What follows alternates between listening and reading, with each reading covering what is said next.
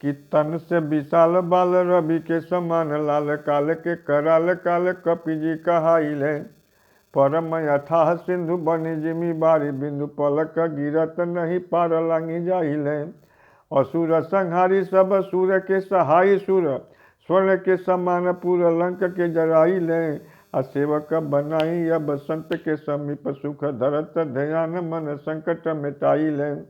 तब बिगड़ल दिन तब साथ केहू देत नाही देखी दुख दूर ही से मुँह भी झुकावेला। कुल परिवार हित नाथ पटीदार सब नजर घुमाई तनि पूछहु न आवेला। आवत सुदिन जब मिलत संघाती सब चरण के धूरी धरी सिर पर लगावेला। आ कर्म धर्म निज बुद्धि व विवेक बल राहु रे भरोसे सब साथ निभावेला।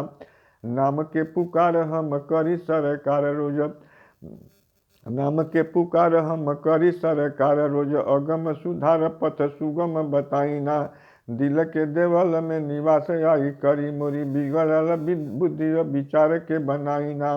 जो हमें जपेला केहू तो हमें रहिले हनु दास के पुकार पर कहीं बिलमाइना। के करी दुआर पर कहाँ मारू कल बनी धई पतवार मोरी नाव के बचाइना।